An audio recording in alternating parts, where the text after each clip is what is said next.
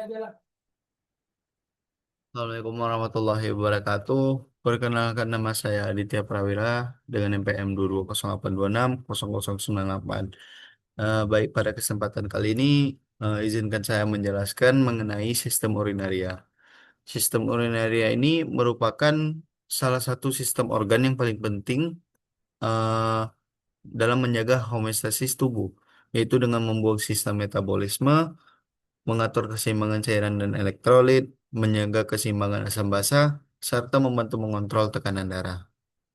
Sistem urinaria ini terdiri dari ginjal, ureter, kandung kemih, dan uretra, yang mana keempat organ tersebut bekerja secara berkesinambungan, mulai dari pembentukan urin hingga pengeluaran urin dari ke luar tubuh.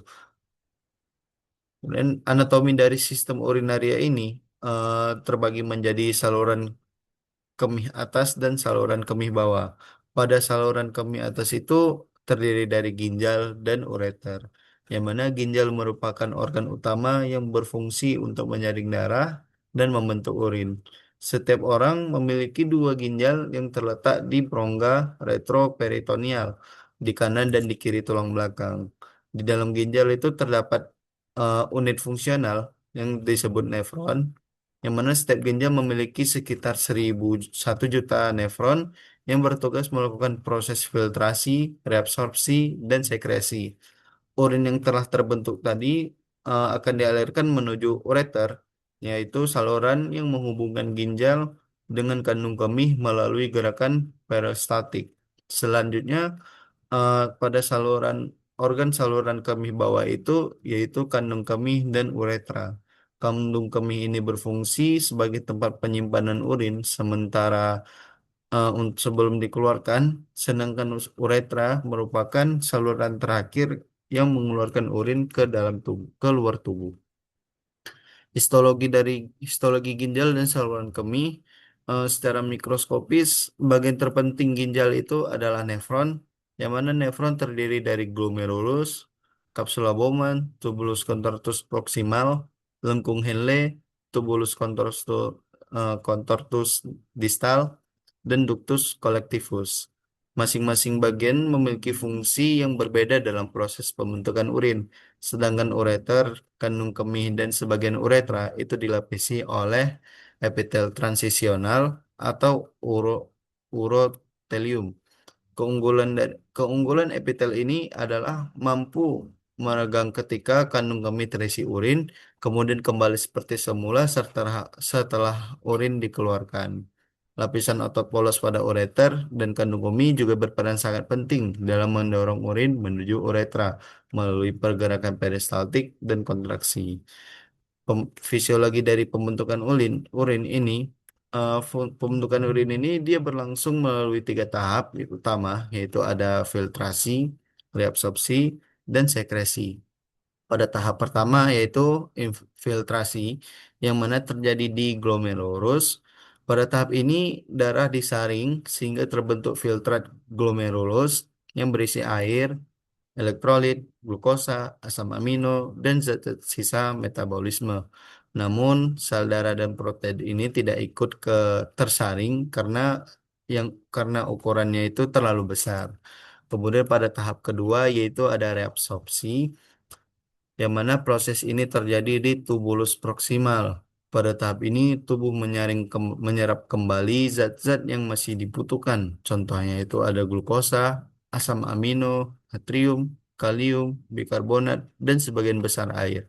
Yang mana tujuannya agar zat-zat penting ini tidak ikut terbuang bersama urin. Kemudian pada tahap ketiga yaitu ada sekresi, yang mana terjadi di tubulus distal dan ductus collectivus. Pada tahap ini, beberapa zat yang tidak dibutuhkan tubuh seperti ion hidrogen, kalium, amonia, dan obat-obatan tertentu dipindahkan dari darah ke dalam tubulus sehingga akhirnya ikut keluar bersama urin. Ketiga proses ini dia bekerja secara berurutan sehingga menghasilkan urin yang mengandung sisa metabolisme tanpa menghilangkan zat-zat yang masih diperlukan. Kemudian setelah urin tadi terbentuk, maka urin itu akan mengalir melalui ureter menuju kandung kemih, yang mana kandung kemih ini dia dapat menyimpan sekitar 300 hingga 500 mililiter urin. Yang mana ketika kandung kemih ini mulai penuh, maka reseptor regang pada dinding kandung kemih ini akan terangsang, yang mana terjadinya impuls, yang mana impuls itu akan dikirim ke medula spinalis dan diteruskan ke pusat miksi di otak.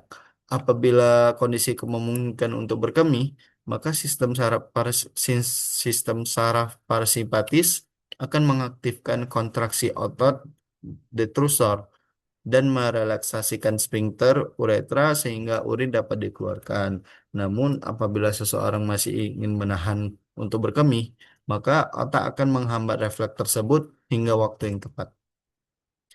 Kemudian, adapun juga fungsi ginjal ini dipengaruhi oleh beberapa hormon penting. Contohnya itu ada ADH atau antidiuretik hormon, yang mana ADH ini diproduksi di hipotalamus dan disimpan di hipofisis posterior.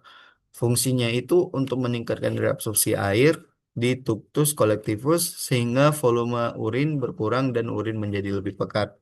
Kemudian yang kedua itu ada aldosteron, yang mana aldosteron ini diproduksi oleh korteks adrenal yang fungsinya itu untuk meningkatkan reabsorpsi dan tekanan darah juga meningkat. Kemudian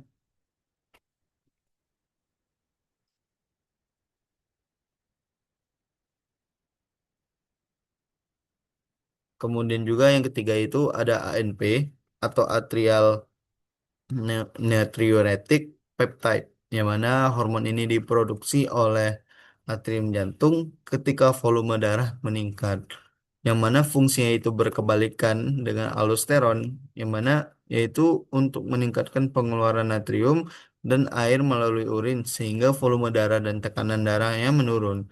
Ketika hormon tersebut bekerja secara seimbang untuk menjaga keseimbangan cairan tubuh. Kemudian ada pun keseimbangan asam basa. Selain membentuk urin, ginjal juga berperan penting dalam menjaga pH darah tetap normal, yaitu sekitar 7,35 hingga 7,45. Apabila darah terlalu asam, maka ginjal akan meningkatkan ekskresi ion hidrogen dan menyerap kembali bikarbonat. Sebaliknya, apabila darah terlalu basah, ginjal akan mengurangi reabsorpsi bikarbonat sehingga keseimbangan pH tetap terjaga. Pengaturan asam basa sebenarnya melibatkan tiga sistem utama, yaitu ada sistem buffer sebagai pertahanan pertama, yang kedua itu ada sistem respirasi sebagai pertahanan kedua, dan yang ketiga yaitu ada sistem ginjal sebagai pengatur jangka panjang yang paling efektif. Oleh karena itu, gangguan fungsi ginjal sering menyebabkan gangguan keseimbangan asam basa. Kemudian ada gangguan klinis yang berkaitan dengan sistem urinaria, yaitu contohnya seperti ISK atau infeksi saluran kemih akibat dari infeksi bakteri. Lalu ada batu ginjal karena pengendapan mineral di saluran kemih dan ada gagal ginjal, yaitu penurunan fungsi ginjal sehingga proses filtrasi terganggu. Dan yang terakhir itu ada benign prostatic hyperplasia atau BPH, di mana pembesaran prostat yang dapat menghambat aliran urin pada pria usia lanjut. Nah, semua penyakit tersebut dapat mengganggu proses pembentukan maupun pengeluaran urin sehingga memerlukan penanganan yang tepat. Se- oleh baik, kesimpulan dari saya yaitu sistem urinaria ini merupakan sistem organ yang sangat penting dalam menjaga keseimbangan tubuh. Sistem ini terdiri dari ginjal, ureter, kandung kemih, dan uretra yang mana bekerja sama dalam membentuk, menyimpan, dan mengeluarkan urin. Proses pembentukan urin ini meliputi dari filtrasi, reabsorpsi, dan sekresi yang mana diatur oleh hormon seperti ADH, aldosteron, dan ANP. Mungkin hanya ini dari saya. Terima kasih. Lebih kurang saya mohon maaf. Assalamualaikum warahmatullahi wabarakatuh.